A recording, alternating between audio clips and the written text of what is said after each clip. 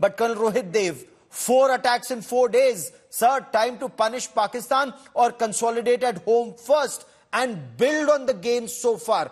Postpone elections for a year or postpone elections till the security grid is in place on either side of Pir Panjal and perhaps till winters when the passes have closed. Gaurav, I would just like to say 5 points. I will not even mention about the political part here. The first part is, as we went into the election, it's a no-brainer. It's revealed quite substantially that there was a lot of money riding to create all kinds of unrest, including in Jammu and Kashmir region. And the anticipation of an anti-Bharat inimical force to win has been thwarted by the polls currently. The second part to consider is the summers. We are in a period after Doklam and Galwan that we, for the last 4 or 5 years, have been switching forces, trying to deploy harder on ground during the summers along the LAC, while the teeth of the Pakistani army has been absolutely broken to shackles in the last about 8 years' time. They don't even have a war fighting capability for 1 to 2 years.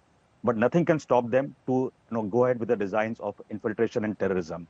The third point is, whatever the government decides, unlike many other states, there has to be a larger deployment of security forces to conduct this first elections post the abrogation of 370, and government has to be sure first. And I must also add that the inputs of the armed forces, especially the army on ground, the boots on ground, have to be taken. Okay. Army is not weak, nor is the decision-making body is weak. The punitive actions, Gaurav, like you mentioned, will continue. They are continuing. They are today not in the realm of media fanfare today, like you used to be off and on at times.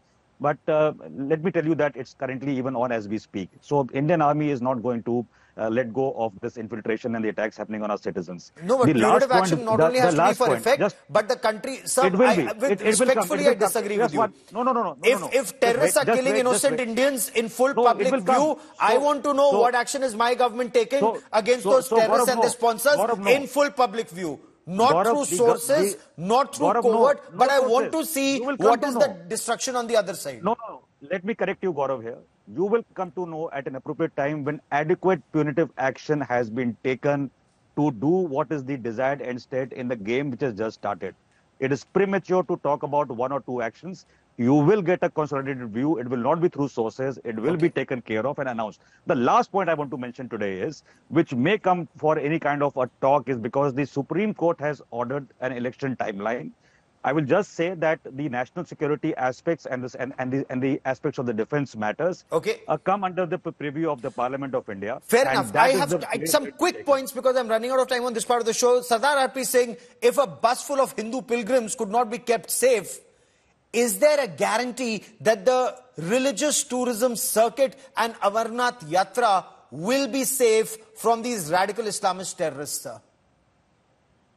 Gaurav, I'm quite hopeful that army is in control of situation and taken cognizance, and then government is supporting the army for whatever action or whatever befitting reply army need to give to Pakistan on what they have done. But we have to be aware of the overground supporters and workers of the Pakistan here, including the politicians like Farooq Abdullah Saab and others who support Pakistan and their cause, and especially his brother. The way he says, give us the evidence of Pakistan doing what they have done. Farooq Saab has never supported. I mean, this is... Sir, when Farooq Saab brother says, give us we evidence, should not be making such kind of statements. I mean, Farooq Saab, we as a political party have suffered a number of casualties. Mr. RP Singh, if the problem with BJP is that you don't look at the what fact, do you mean? What do you after mean? Jammu and Kashmir police, it is the Jammu Kashmir National Conference which has suffered the highest number of casualties in the last 30 years. Give us evidence. We have been the victims of militancy. Gentlemen, one by one. Gentlemen, one by one. Victims of militancy, and you are accusing us of harboring militancy. How can you make such irresponsible statements?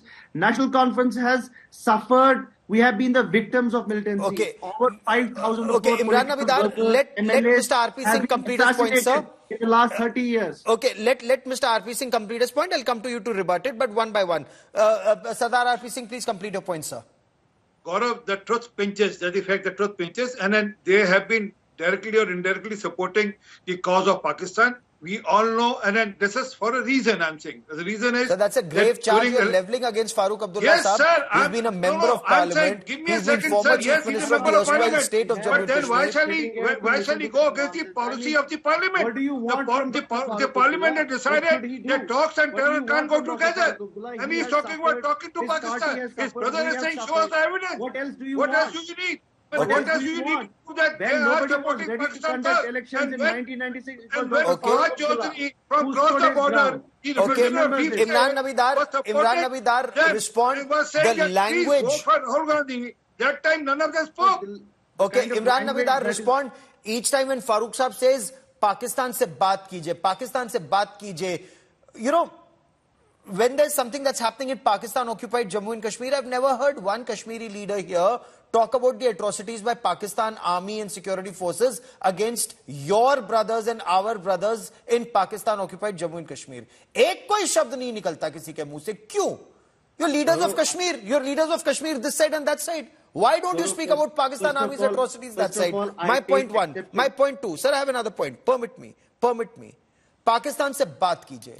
Pakistan se baat karke aaj tak, from 1947, when your ancestors were raped and plundered by Pakistani raiders on Muhammad Ali Jinnah's orders in Baramulla, in Uri, the atrocities that were carried out by Pakistani raiders, since then, Pakistan se baat karke aaj tak आतंक रुका है, जो आज रुक जाएगा.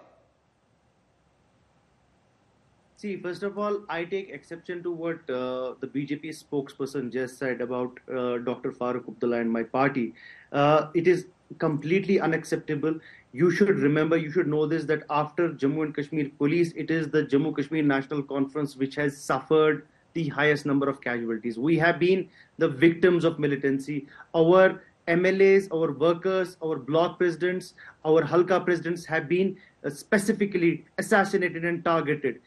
So you should not, I cannot listen to this lecture of what the BJP spokesperson said. We have suffered, we have been the victims of militancy. So as far as your question on dialogue is concerned, National Conference has always been a votary of dialogue. I mean, I and my party will never ask, we do not believe in warmongering. That is the basic essence of National Conference. Because why I'm saying this, we have been the sufferers. It is the people of Jammu and Kashmir Sir, the who people have of to face the brunt. Rest of India have also suffered. Let me make my point. The entire country has suffered at the hands of Pakistan state-sponsored radical Islamist terror. Kashmir have suffered our 1 lakh lives. We have lost our 1 lakh lives, and we don't want all the more reason that you should expose Pakistan state terror. Bloodshed. We just all the more reason you should expose Pakistan state terror. Do you know what? They come on your channel and use your channel. That is what we want. We do not believe. We have realized, Kashmiris have realized that gun is not the solution.